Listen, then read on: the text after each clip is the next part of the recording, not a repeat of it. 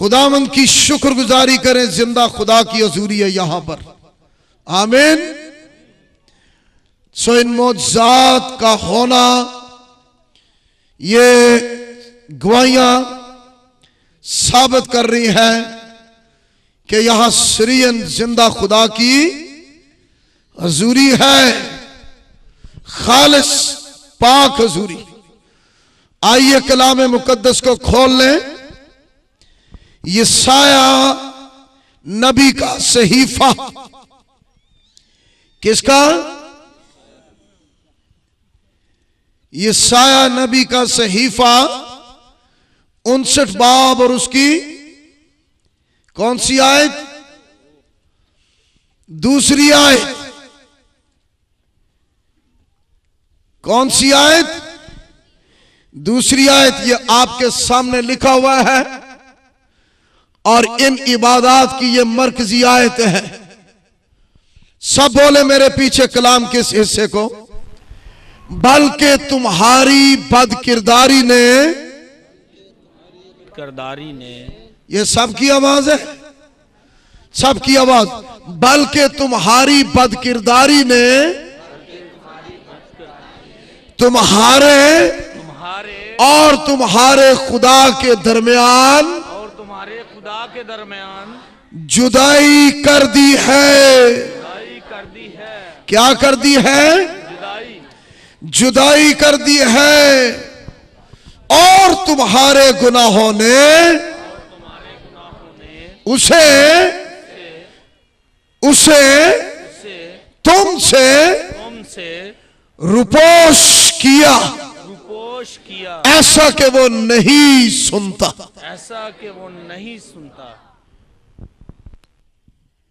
यशाया नबी का सहीफा जो है, ये इस बात की गवाही है कि खुदा, बोले खुदा निजात देता है। यशाया के नाम के मायने भी यही है, यहोवा निजात है। क्या है? वैसे भी बाइबल मुकद्दस के मुताबिक निजात खुदा के दिल की रोया है। बोले निजात खुदा के दिल की रोया है। टिल्ले टिल्ले ना बोलिया करो, बात सही तरह कढ़िया करो। निजात खुदा के दिल की रोया है।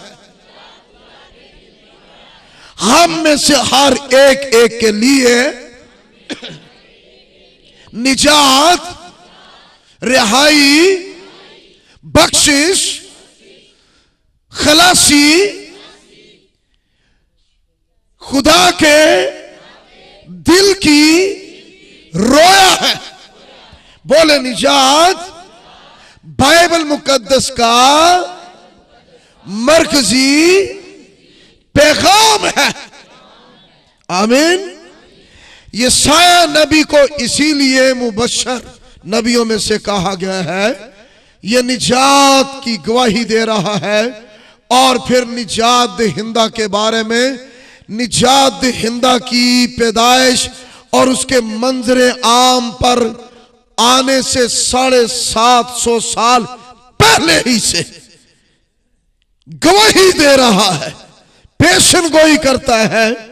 सो खुदा की दिलचस्पी में है कि खानदान, जिंदगियां, रूहें, बदन, जाने क्या पाए। बोले अभी भी देखे, आपने निजात का काम देखा है। ये खुदा के दिल की रोया है कि बदरू गिरफ्तार बदरुओं से आजाद हो जाए, बीमार बीमारियों से रूहें निजात पाए। बोले रूहें निजात पाए, बीमार बदन शिफा पाए, जाने बहाल हो। ये किसकी रोया है? बोला करे किसकी रोया? ये खुदा की रोया है। खुदा का मिशन है, खुदा का मंसूबा है, खुदा का प्रोग्राम है। आमीन। इसलिए इस आयत की रोशनी में जो यहां पढ़ी गई है, आपके सामने लिखी हुई है, यहां लिखा है कि खुदा का जो हाथ है वो वो छोटा नहीं है। ठीक है, लिखा देखो खुदावंद का हाथ छोटा नहीं है। देखो, गौर करो, इस सच्चाई की तरफ रागिब हो, मुतवज्जा हो कि खुदा का हाथ, बोलते नहीं, छोटा नहीं है। अभी मैंने जैसे बताया मेरा हाथ छोटा है, मैं तो किसी पर हाथ इस तरह नहीं रख सकता एक ही वक्त में, लेकिन किसका हाथ बढ़ गया? इसलिए कि खुदावंद का हाथ छोटा नहीं है कि वो बचा ना सके। आमीन। उसका हाथ बचाने में कादर मुतलक है, उसका हाथ बचाने में लामहदूद है। आमीन।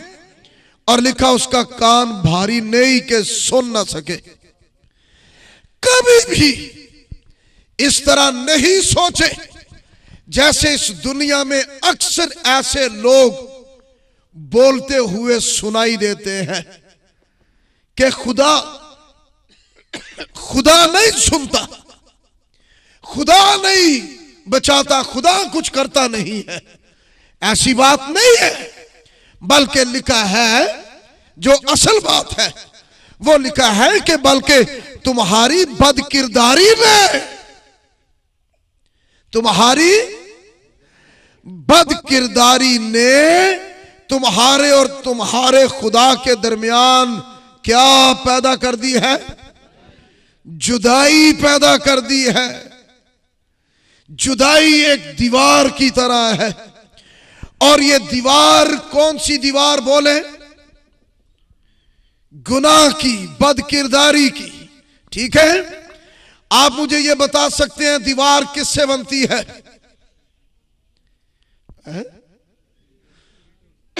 ईंटों से।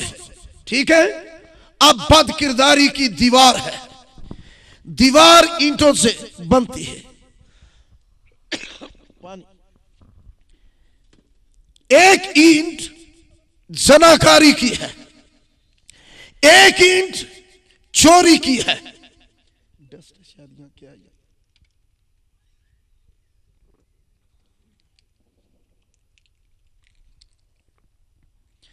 जनाकारी, बदकारी, हरामकारी, बदनजरी, शराब नोशी, मंशियात की लानतें। सो ये वो सारी ईंटें हैं जिनसे एक दीवार बनती चली जाती है। और वो दीवार कौन सी है बोले? बदकिरदारी की। और इस बदकिरदारी की दीवार से क्या पैदा हो गई? जुदाई। अब खुदा, लिखा है कलाम मुकद्दस में कि खुदा बदी को देख नहीं सकता क्योंकि वो इतना पाक है। इस वजह से ये जुदाई है, और जुदाई होने की वजह से फिर क्या होता है? तबाही। जुदाई के बायस क्या होता है बोले? खानदानों में क्या होता है? मुल्कों में क्या? जिंदगियों में, नस्लों में, बादशाहियों में, सल्तनतों में, कौमों में, कबीलों में, कॉलोनियों में, बस्तियों में क्या होता है? तबाही। जब जुदाई है तो फिर मैं एक बड़ी खास बात करने लगा हूं। दुश्मन इब्लीस जो हम सबकी जिंदगियों का दुश्मन है, ठीक है, वो याद रखें कभी भी हमारी जिंदगियों और हमारे खानदानों पर फतह नहीं पा सकता। वो कभी फतहमंद नहीं है। इब्लीस नापाक तासीरें, बदरूएं हारी हुई है, कुचली हुई है, शिकस्त खुर्दा है। ये कभी भी हमारे खानदानों और जिंदगियों पर गालिब नहीं आ सकती। लिहाजा इब्लीस क्या करता है?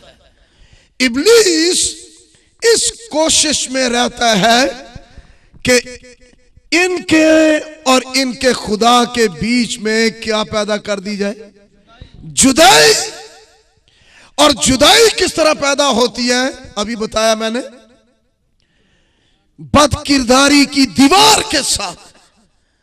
अब गुनाह क्या है? बोले गुनाह खुदा के कलाम की नाफरमानी गुनाह है। बस कलाम की नाफरमानी क्या है? बोले जो कुछ खुदा का कलाम हमें बताता है उसके खिलाफ चलना, बोले क्या है? गुनाह है। और शैतान इस कोशिश में है शुरू ही से कि वो कलाम के खिलाफ चलने की तहरीक पैदा करता है। बाग़ अदन में क्या हुआ? कोई कत्ल किया गया, कोई चोरी की गई, मारा गया, डाका डाला। क्या हुआ था? कलाम के खिलाफ काम करवाया गया था। दुश्मन को यह पता था कि ये जो जलाल में रह रहे हैं, और उसे अपना भी पता था कि मैं तो जलाल से फेंक दिया गया हूं, क्योंकि शैतान जो है ये फरिश्तों के तबका से है। शैतान किस तबका से है? फरिश्तों के तबका से। इसका नाम लूसीफर था। ठीक है, लूसीफर जो खुदा के जलाल के अंदर रहता था और खुदा के जलाल में जलाली नजर आ रहा था। ठीक है, लेकिन ये खुदा के खिलाफ घुमंड में और गुरूर में आया और कुछ फरिश्ते इसके साथ मिल गए और वो कहने लगे कि तू तो खुदा ही की तरह का है, हम तुझे खुदा मानते हैं। खुदा के बराबर तख्त लगाने के लिए जब उसके अंदर ऐसी सोचें आई, वो फरिश्ता भूल ही गया। जरा सीखने वाली बात है, गिफ्ट कितने ही अच्छे, नेमतें कितनी ही अच्छी हो, लेकिन याद रखो ये दी गई है, ये खलक की गई है। फरिश्ता कितना ही जलाली हो, लेकिन फरिश्ता मखलूक रूह है। फरिश्ता क्या है और खुदा क्या है? बोलो खुदा खालिक है। खुदा क्या है? सो ये मखलूक रूह जो खुदा के कुर्बत में रहकर खुदा के जलाल में जलाली हो गया, अब ये समझने लगा कि मेरे और खुदा में तो कोई फर्क ही नहीं है। फर्क है, वो मखलूक है, वो खलक की हुई रूह है, लेकिन उसके अंदर ऐसा घुमंड आया तो कलाम मुकद्दस में लिखा है कि उसे गंदगी के ढेर की तरह फेंक दिया गया। ठीक है, अब ये सोचने की बात है, यही सोच जो उसके अंदर थी खुदा की मानंद बनने की, यही सोच उसने आदम और हवा को भी दी थी कि तुम ये फल क्यों नहीं खाते। उसने कहा कि खुदा ने मना किया है। उसने कहा नहीं, इसलिए मना किया है कि जब तुम खाओगे तो किसकी मानंद हो जाओगे। यह बिल्कुल वही सोच थी जो उसकी अपनी थी। बिल्कुल ठीक है, उसकी सोच यही थी ना, इसी वजह से वो फेंका गया। अब जब उसने देखा कि एक खाकी मखलूक, मैं आसमानी मखलूक, मुझे फेंक दिया गया और खाकी मखलूक खुदा के जलाल में है, खुदा की हजूरी में है, खुदा की कुर्बत में है, और खुदा इनके पास आता है, खुदा इनके साथ गुफ्तगू करता है और ये खुदा की सोबत में है। सो वो ये इस सोच में था कि मैं किस तरह से इनको खुदा के जलाल से बाहर निकाल सकता हूं। उसने जबरदस्ती कोई हथकंडा इस्तेमाल नहीं किया कि वो खींच कर बागे अदन से उनको बाहर ले गया। ऐसा हुआ? उनको जबरदस्ती बागे अदन से बाहर ले गया? नहीं, वो कभी जोरावर नहीं है कि उनको वो जबरदस्ती ले जाता। लेकिन उसने क्या किया? खुदा और आदम और हवा, इन दोनों के बीच में, खुदा और इनके अज़दवाज के बीच में क्या पैदा कर दी? किस तरह से कलाम की कलाम की नाफरमानी के बायस जुदाई पैदा कर दी। ऐसा नहीं है कि खुदा में, आज बहुत से लोग हैं जो खुदा के लिए बड़ी बड़ी बातें ईमान से गिरी हुई कर देते हैं, लेकिन आओ इन दिनों इस सच्चाई पर गौर करें कि खुदा का हाथ छोटा नहीं के बचा ना सके, उसका कान भारी नहीं कि वो सुन ना सके, बल्कि आपके कान की तरफ प्रॉब्लम है। आप में बहुत से शायद ऐसे लोग हैं जड़े कानवे नू बन दे आने पर कानवे ते कान नहीं लाते। ये ठीक है, और मैं ये कहता हूं कि कानवे बनो नहीं, कानवे दे उत्ते की लाओ, कान लाओ। सो कान लगाए। खुदा का कान भारी नहीं, वो सुनता है, पर अगर आप उसकी आवाज और उसके कलाम पर अपना कान लगाए। एक औरत मेरे पास लाई गई, बदरू गिरफ्तार। हम चर्च में इबादत कर रहे थे, बड़ी दूर से चीखने चिल्लाने की आवाजें आ रही थी।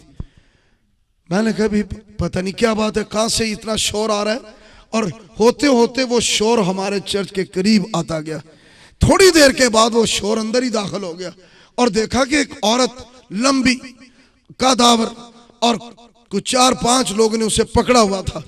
उसको लाए और उन्होंने बताया कि ये नापाक तासीरों का कब्जा हो गया है। और वो औरत ऐसी थी जो उस कॉलोनी में मंशियात का कारोबार करने वाली।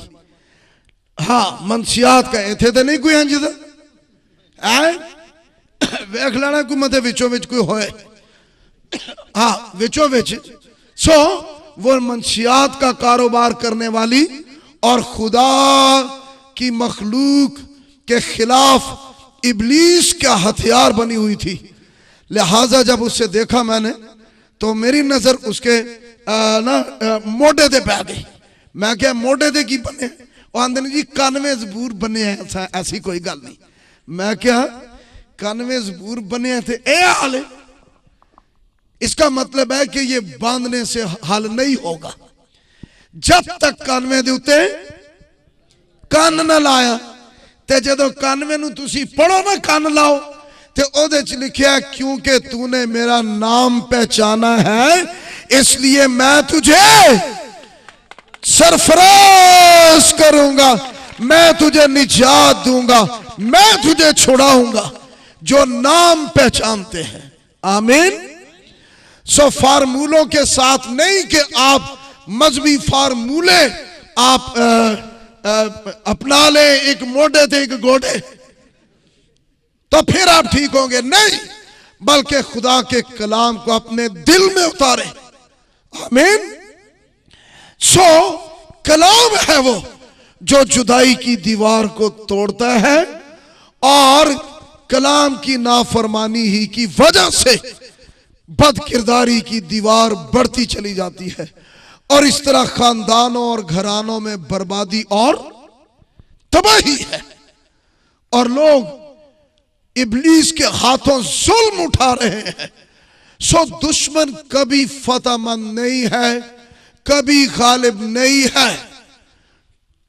कभी भी नफलीन नापाक फरिश्तों के लिए ये लफ्ज इस्तेमाल हुआ, और पाक जो फरिश्ते हैं वो है सराफीम क्रोबीम। सो ये कभी नहीं हम पर हमलावर हो सकता। ये सच है कि फरिश्ते जोरावर हैं, ये सच है कि फरिश्ते तादाद में बहुत ज्यादा है, ठीक है, लेकिन हम पर गलबा इसलिए इसका नहीं हो सकता जो फरिश्ता के तबका से है। 5 तबके जिंदगी के, 5।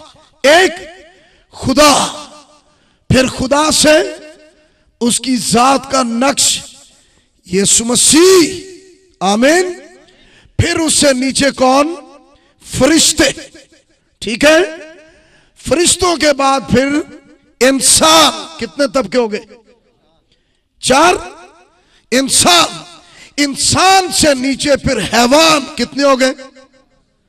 5। फिर उसके बाद मादनियात, नबातात, ये सबसे नीचे।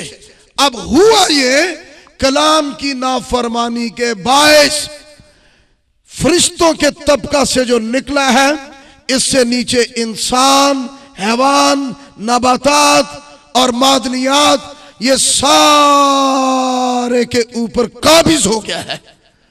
अब खुशखबरी यह है कि आसमान के तले एक और गुड न्यूज, इमाल 4 बाब और उसकी 12वीं आयत, आसमान के तले आदमियों को कोई दूसरा नाम नहीं बख्शा गया जिसके वसीला से निजात हो, लिहाजा वो नाम यीशु मसीह, खुदा की जात का नक्श, यूनानी में थियोतेतोस, बोले थियोतेतोस। थियोतेतोस का मतलब है वो जो खुदा की जात का नक्श है, वो जो खुदा में से आया है, वो जो नूर में से नूर है, वो जो कलाम में से कलाम है। अब वो जो है वो सबसे ऊंचे और इलाही तबका से जमीन पर आया है। ओके, अब जमीन वाले जो है जब उसको कबूल करते हैं, उस पर ईमान लाते हैं, तो उस पर ईमान लाने के बायस फिर जो फरिश्तों के तबका से गिरा हुआ शैतान है, उस पर वो फतह पा जाते हैं यीशु मसीह के नाम की वजह से। बोले हालेलुया, हालेलुया, हालेलुया। क्योंकि यीशु मसीह वो है जो दीवार को तोड़ने वाला है। आमीन। अब एक दीवार बनी हुई है और इस बड़ी बनी हुई दीवार को कैसे तोड़ा जाए, इसको तोड़ने के लिए उसने ऐलान किया है कि मैं क्या हूं, दरवाजा हूं। क्या बोला उसने? दरवाजा मैं हूं। अब दरवाजा लगाने के लिए दीवार तोड़ी जाती है। हालेलुया। यीशु मसीह के नाम से दीवार तोड़ी गई है बदकिरदारी की। ये यीशु मसीह के बायस ऐसा हुआ है। और उस बदकिरदारी की दीवार के अंदर यहां मसलूबियत का मुकाशफा है। वो बदकिरदारी की दीवार के अंदर चुन दिया गया है। हालेलुया। जैसे दरवाजे के बैरे दीवार के अंदर उसको रखकर चुनाई कर दी जाती है और ऊपर से एक बड़ा बीम गुजार दिया जाता है, इस तरह गुनाह का सारा भारी बोझ इस दरवाजे के ऊपर से गुजर गया है।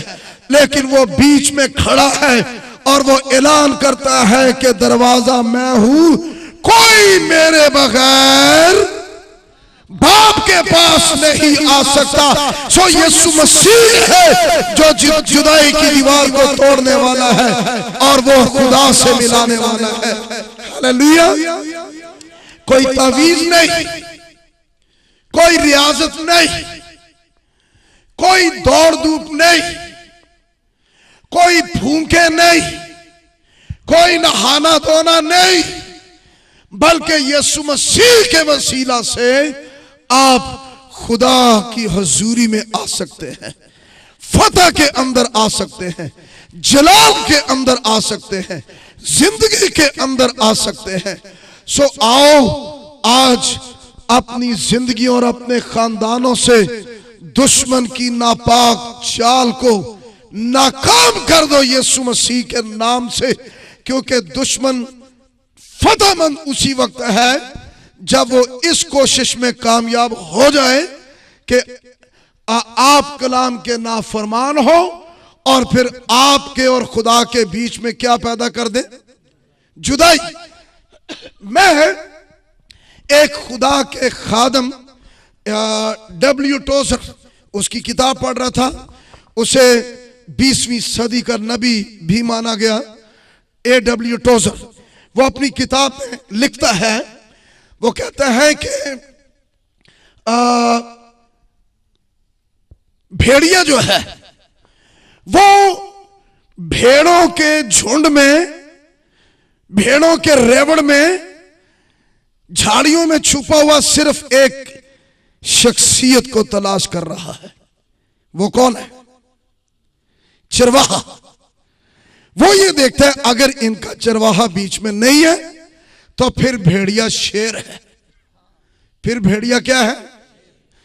पर जे उन्हें नजर आ जाए कि ना दा चरवाहा वेचा है तो फिर भेड़िया फिर तो लूमड़ है, लूमड़ी बिल्ली, उसकी जान निकल जाती है उस वक्त जब वो ये देखता है कि इनमें इनका खुदा, इनमें इनका अच्छा चरवाहा, इनमें खुदा की हजूरी, खानदान में घराने में खुदा है, फिर भेड़िया कभी अंदर आ नहीं सकता है। ये ठीक है। मैं इसके साथ एक खास बात बताऊं, भेड़ कितनी ही खूबियों की मालिक हो लेकिन बगैर चरवाहे के वो हमेशा ही खतरे की हालत में है। ये ठीक है। ऐसा नहीं कि पेड़ नु उन सुनवावा में और दौड़ भाग भी सकती है और आवाज भी है और जितनी मर्जी उसकी खूबियां हो, वो तमाम तर खूबियों समेत बगैर चरवाहे के खतरे की हालत में है। यही शैतान चाहता है कि आप लोग हकीकी और अच्छे चरवाहे के बगैर जिंदगी गुजारे, फिर वो बड़ी आसानी से आपको पकड़ सकता है। लेकिन अगर आप अच्छे चरवाहे की भेड़े हैं और उसके पीछे चलने वाले हैं तो फिर शैतान कभी भी आप पर गालिब नहीं आ सकता। ठीक है। फिर खुदा से जुदाई का फिर सबब आप समझ रहे हैं या नहीं? खुदा से जुदाई का सबब बोले खुदा के कलाम की नाफरमानी है। खुदा से जुदाई का सबब जो है खुदा की हजूरी खानदानों और घरानों में ना होना है। ठीक है, बोले ये ठीक है। इस पर शैतान इस हालत पर वो कभी गालिब नहीं आ सकता।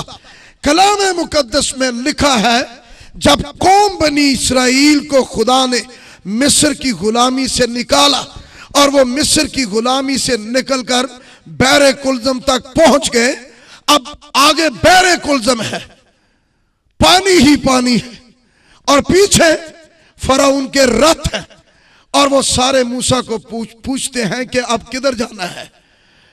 मूसा कहता है, खुदा कहता है कि इथो ही नगड़ा बिचो ही, राह यही है, तालीम यही है।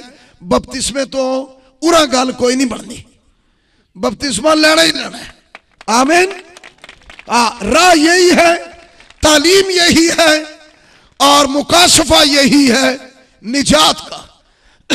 ये बात जरा गौर करें। कौम बनी इस्राएल मिस्र की गुलामी से निकल आई, लेकिन जब तक वो बैरे कुलजम में से गुजरकर मूसा का बपतिस्मा लेकर पार नहीं चलेंगे तब तक निजात की तस्दीक नहीं है। बोले बपतिस्मा निजात की तस्दीक करता है, बपतिस्मा निजात पर मोहर करता है। अब इस तालीम और इस मौजे के खिलाफ फराउन और उसके रथ जो है वो दौड़े चले आ रहे हैं।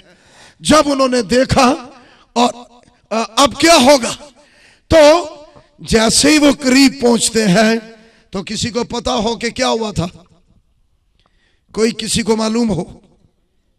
नहीं, अभी नहीं। क्या हुआ था?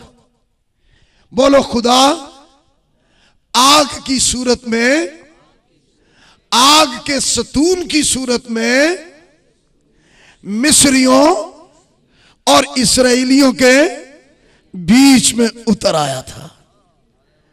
हालेलुया।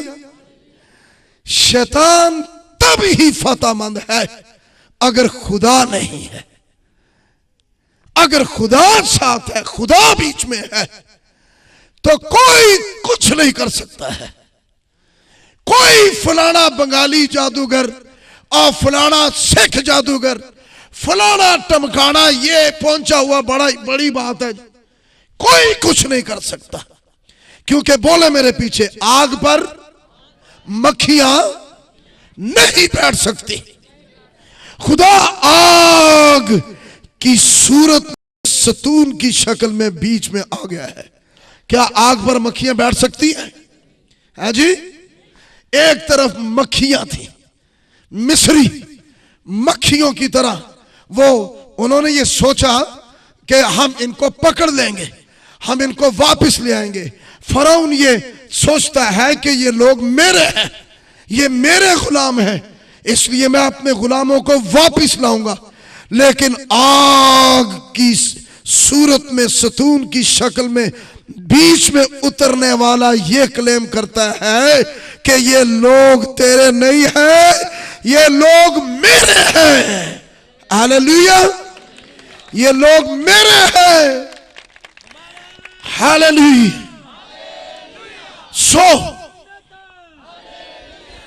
सो वो अपने लोगों को लेके उसमें से निकलता है, लेकिन बपतिस्मा के साथ। आमीन। आग पर मक्खियां नहीं बैठ सकती। मुझे याद है एक घर में मैं रहता था, मेरे साथ ही एक जादूगर था। जादूगर के पास बहुत से लोग आते थे, हर बुध के जुमेरात एक दिन मुकर्रर था, वहां पर आते थे। मैंने जब देखा कि भाई ये कौन है, उन्होंने कहा जी यहाँ एक जादूगर रहता है, इसलिए लोग आते हैं और बड़ी लंबी लाइन। मैंने कहा अच्छा। मैंने यीशु मसीह के नाम से उसके तमाम मुवक्किलों को बांधना शुरू कर दिया और दौड़ाना शुरू कर दिया यीशु के नाम से। ओली ओली सारा कुछ ओदा तो ठप ही हो गया।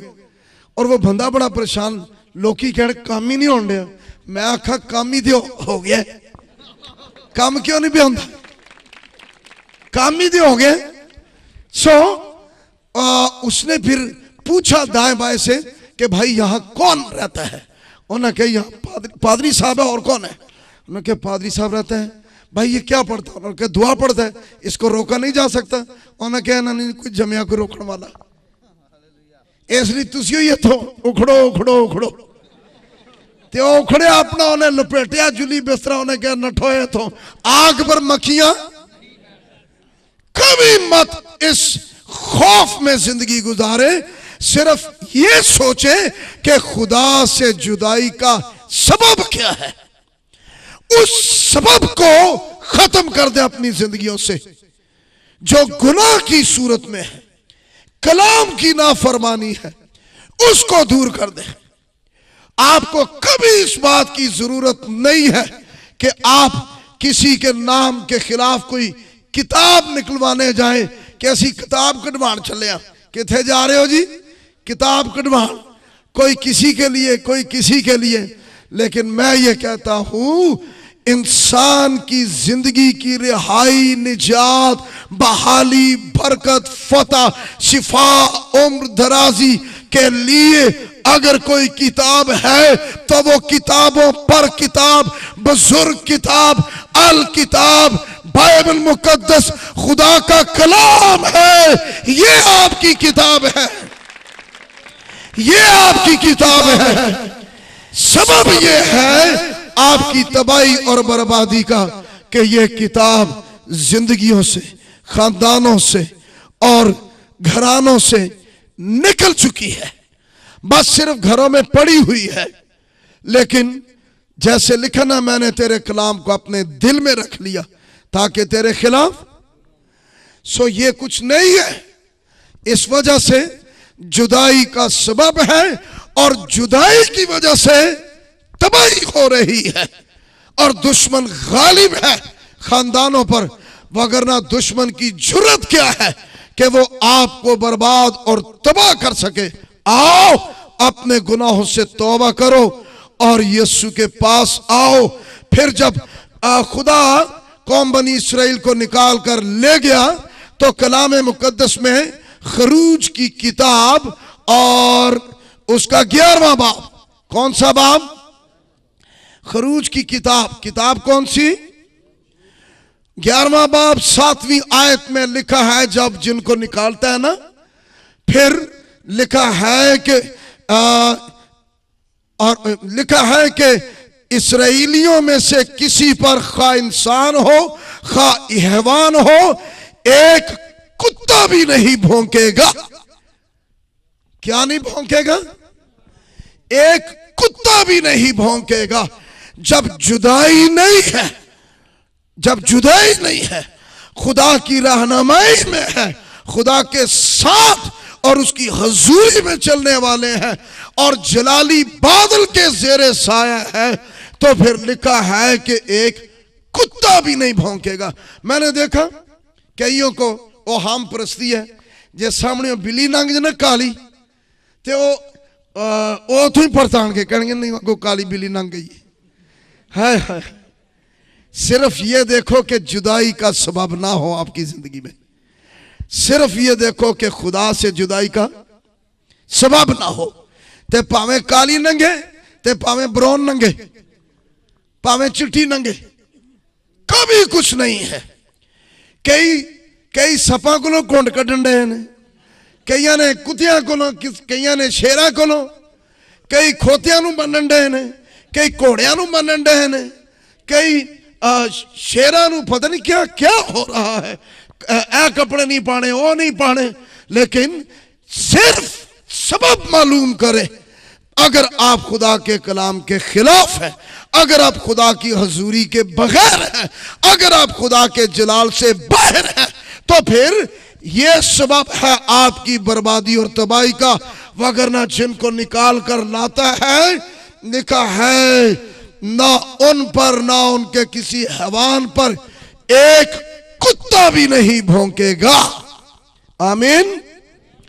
इसके साथ दूसरा पतरस दूसरा बाब और उसकी 22वीं आयत में लिखा है कि पतरस ने ऐसे लोगों को जो तौबा करके फिर गुनाह करते हैं, पतरस ने कहा कि ऐसे लोग उस कुत्ते की तरह है।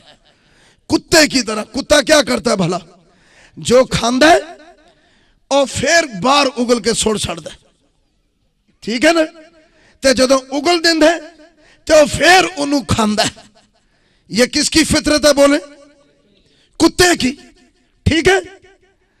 अगर आप में से कोई खुद कुत्ता ना बन जाए तो ये वादा है कि कोई कुत्ता आप पर नहीं भौंक सकता, कोई कुत्ता जादूगर आप पर गालिब नहीं आ सकता। अगर आप में से कोई कुत्ता ना बन जाए, आओ आज अपनी जिंदगी पर गौर करें। यह खुदा से जुदाई का सबब है, खुदा के कलाम से जुदाई का सबब है। अरे भाई, कुत्ता तो क्या, शेर भी मुंह नहीं लगा सकते। क्या दानियल को शेरों ने मुंह लगाया? क्या दानियल पर शेर गरजे? कुत्ता तो क्या, शेर भी नहीं गरज सका दानियल पर क्या सबब है? खुदा के साथ जुड़े हुए, खुदा की हजूरी वाले बुत परस्त नहीं कि वो बुत परस्त है, बुतों के आगे झुकने वाले हैं, बुतों के आगे चढ़ावे चढ़ाने वाले हैं, बुतों के आगे मोमबत्तियां, अगरबत्तियां, फूल पत्तियां, खरमस्तियां, बदमस्तियां, पता नहीं केड़ियां केड़ियां बस्तियां, बुतों के आगे, बुतों के नाम से कॉलोनियों के नाम रखे हुए हैं। सो ये क्या सबब है बर्बादी का? खुदा के कलाम के खिलाफ जिंदगी। वगरना ये वादा है कि क्या, कुत्ता भी ना भौंकेगा, बशर्ते के अगर आप खुद कुत्तों की तरह की जिंदगी ना गुजारना शुरू कर दें। क्योंकि कुत्ते की फितरत है, उगलता है फिर वही गंद खाता है। और आज भी बहुत से ऐसे लोग हैं जिन्होंने कभी किसी वक्त अपनी जिंदगी में तौबा किया है, इकरार किया है, मैं बदकार था, ये उगल रहा है, मैं शराबी था, ये कह रहा है वो उगल रहा है, मैं ज़नाकार था, उगल रहा है। लेकिन फिर कुछ सालों के बाद जो उगला वही करना शुरू कर दे तो क्या बन गया? क्या बन गया? ते आप ही कुत्ता बन गया। तो फिर कुत्तिया ने तो फिर कुत्तिया को आना ही आना है। की ख्याल जे? कोई जी सोसाइटी फिर होएगी ना। ते वैसे तो लिखे ना हो घोड़ियां खचरा वांगू, तू कुछ भी नहीं। सो खुदा से जुदाई का सबब की नाफरमानी खुदा के जलाल से बाहर, वगरना ना मक्खियां बदरू है जो मक्खियों की मानंद है, और ना कुत्ता भौंकेगा, और लिखा है ना अफसू उन पर चल सकेगा। हालेलुया। मसीही ईमान के मुताबिक कभी भी उन पर अफसून कोई जादू नहीं चल सकता, क्योंकि जिसकी हम पूजा करने वाले हैं और जो मसीही ईमान का बानी है उसका नाम यीशु मसीह है।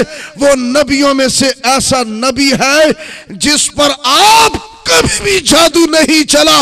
वो कभी भी ऐसा नहीं है कि उस पर जादू चल गया था, बल्कि वो ऐसा है जो जादुओं के असरात को तोड़ देने वाला है और छुड़ाने वाला है। ये सिर्फ और सिर्फ यीशु मसीह है। हालेलुया। भाई उसने आपको क्या बचाना, और जिदे ते आपे ही जादू चलन दिया है, कोई वो बचा सकता है जिदे ते अपने ते जादू पिया चले। लेकिन यीशु मसीह यहां कलाम है, वादा है, वो मुजस्सम कलाम है।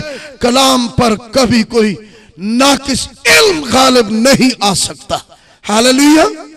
सो उस पर ईमान लाओ जिस पर ना गुनाह गालिब आया, उस पर ईमान लाओ जिस पर ना शैतान गालिब आ सका, उसकी मुनादी करो जिस पर ना मौत काबिज हो सकी, उस पर ईमान लाओ जिस पर ना कब्र फतह पा सकी। बल्कि यीशु मसीह वो है जो मौत पर, कब्र पर, गुनाह पर, आजमाइशों पर, शैतान पर फतहमंद है, गालिब आया है। उसके साथ हो जाओ। Hallelujah, hallelujah, hallelujah, hallelujah. Okay, वक्त की किल्लत हो गई, कल फिर बहुत कुछ, लेकिन आइए अब मैं यहां पर इसको क्लोज करता हूं।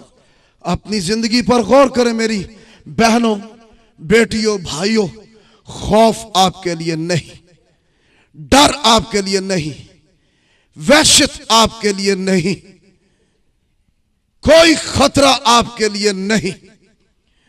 कोई कुछ भी क्यों ना हो, कोई 2 नंबरी सियाना आप पर गालिब नहीं आ सकता, बल्कि लिखा है कि कुत्ता भी नहीं भौंकेगा। हालेलुया। मक्खियां नहीं बैठ सकती हैं, बदरूएं आप पर नहीं। लेकिन मुझे अफसोस होता है जब कोई ऐसी जिंदगियां सामने आती हैं बदरूओं के कब्जा में, फिर आके पता की आते ने केड़ी शय आई है, बाहर दी।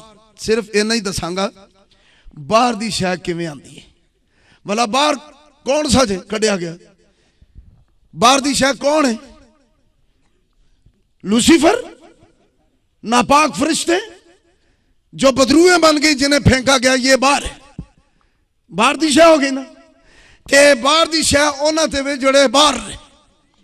जलाल तो बाहर, जलाल तो बाहर, कलाम तो बाहर, यसू तो बाहर, मसीह दे बदन कलीसिया तो बाहर, यसू दी मसीह दी तालीम तो बाहर, उतो भी बाहर, तुसी भी बाहर, ते दोवें बाहरों बाहर रल के आके ते फिर खेते आके आको बाहर दी शय आ गई है।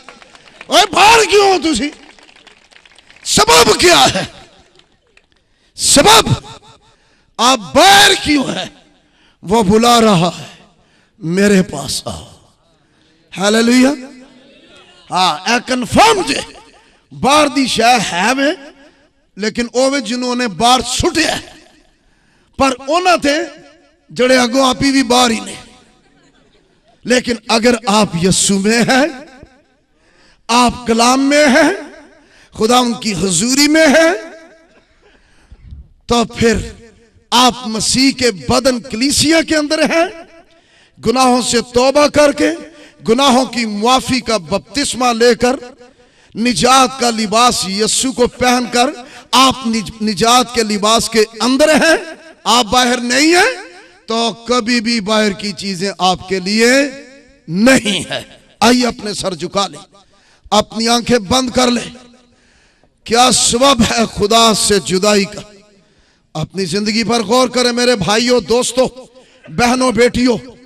ये आज ये कब्जा और ये सब कुछ होना, ये कोई इज्जत की बात थोड़ी है। इस तरह मट्टी में लथपथ, बाल, कपड़े, सब कुछ मट्टी में लथपथ, बल्कि कपड़े भी कई दफा उठ जाते हैं बहनें, बेटियां, और शैतान उनको किस तरह से बेइज्जत कर रहा होता है।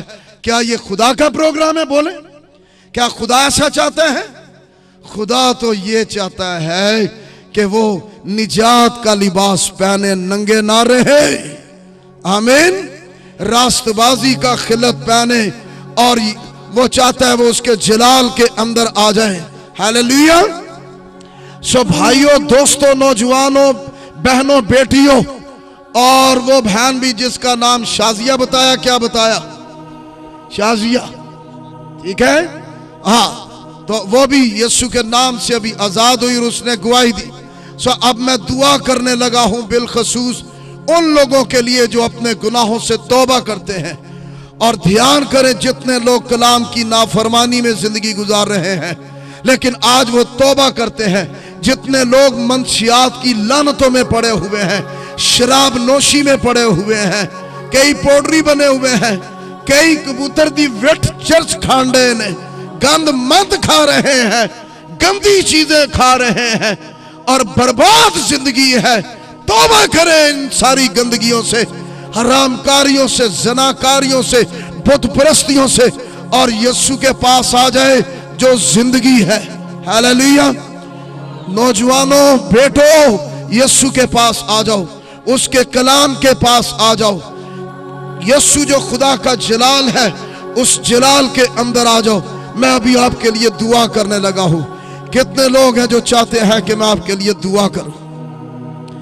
कितने लोग हैं जो चाहते हैं मैं आपके लिए दुआ करूं? हालेलुया। आंखें बंद रहे, लेकिन बिलखसूस उन लोगों के लिए जो आज शाम गुनाहों से तौबा करते हैं और गंदगी से और कुत्तों वाली हालत से, गलाजतों से, लानतों से निकलने के लिए तौबा करते हैं और यीशु को पुकारते हैं। मैं आपके लिए दुआ करने लगा। मेरी बहनों, बेटियों, ऊंचा हाथ कर ले जो आज अपने गुनाहों से तौबा कर रहे और अपनी जिंदगी यीशु को